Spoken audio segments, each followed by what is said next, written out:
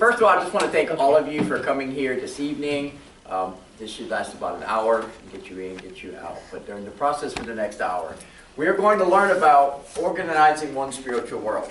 During this holiday season right now, all of you here are in some type of leadership, either here in the church or in the community. So what we're going to do is we're going to look at, it's like, okay, when it comes down to leadership, when it comes down to leading others, before we can lead others, we have to have organization. We have to have those type of things inside of us. And so this is what this is going to be.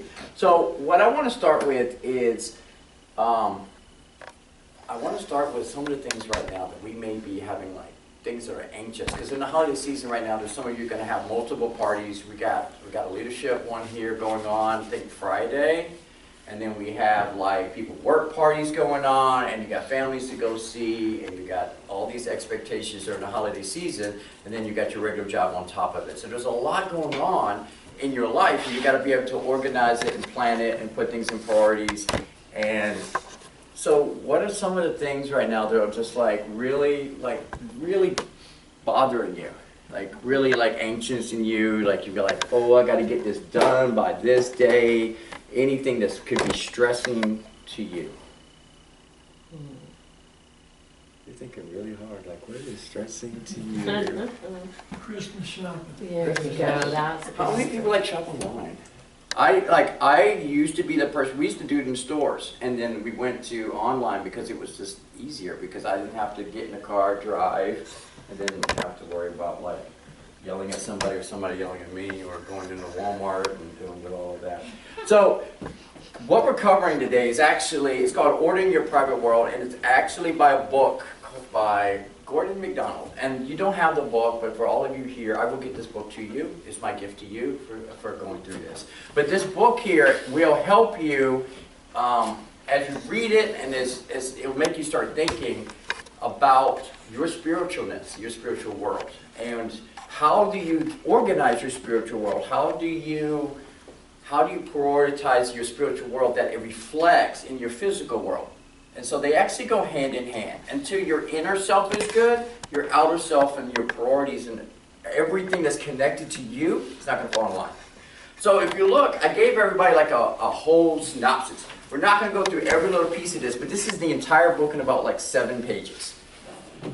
So there's a whole bunch of memos of what means disorganized. So we want to be spiritually organized. And so some of these, there's 15 of these, but each section, if you go through, you'll see this in the section that is actually in.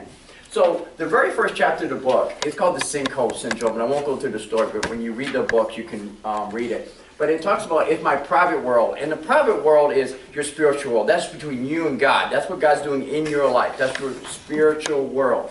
So your private world is in order. It will be because I'm convinced that the inner world of the spiritual must govern the outer world of the actual. So when you realize that when your inner world is good, it's going to reflect in your outer world.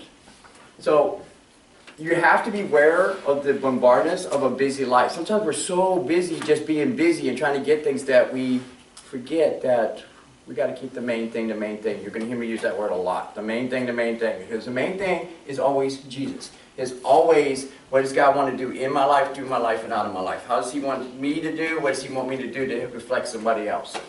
So think of no greater greatness but that of the soul, no other riches but those of the heart. So that's the most important thing. And so you always have to remember when you're shopping for yourself, when you're shopping for others during this holiday season, that the most important thing is your soul. It's going to go way beyond your lifetime here. So no matter how great your car is, or all like what somebody else has, and how much you're trying to retain your life is only here for so long. And then you're going to go on.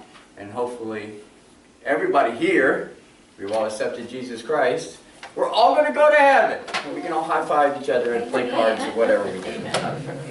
Whatever we're going to do. Somebody once told me, they said, I want to bring a PlayStation to heaven. I was like, a PlayStation to heaven? I think heaven's going to be much greater than any PlayStation in heaven. You'll be too much in awe. Too much what?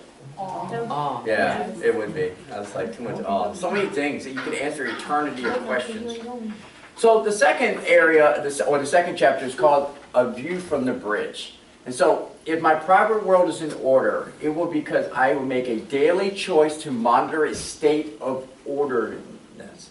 So what it is that we have to take time to actually focus where we are spiritually. So we have to have that thermometer, I guess you would call it, where am I? So to be effective, work inner world towards the outer. So you have to work in yourself, and then that's going to transform unto your day-to-day. And we're actually going to go through these 5 sectors today, or tonight, or this evening. So it's called motivation, use of your time, wisdom and knowledge, spiritual strength, and then restoration. Okay, so the very first part is motivation.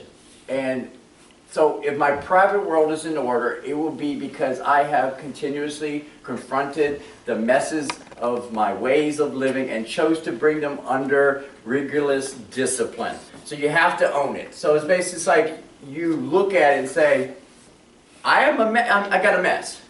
So you have to own it. And then, so if you look, we talked about, you know the story of King Saul. Impatient, anger, if you know the story, his inner world affected his outer world. And so when it comes down to our inner world, when we have to understand about our messiness, and when we own it, there's one thing you'll realize about owning it, is that if you know you got a mess in a certain area, you're going to go to God to help you clean it up. But another thing you're going to do is you're going to find your weakness is somebody else's strength. And this is a part of connections.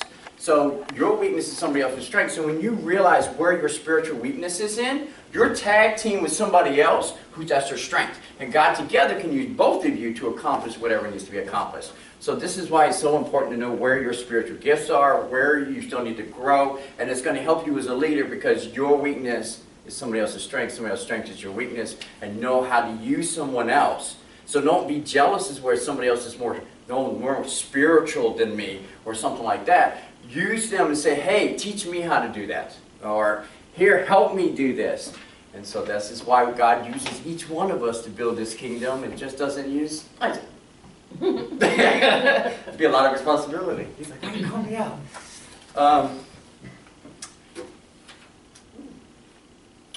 So the next one is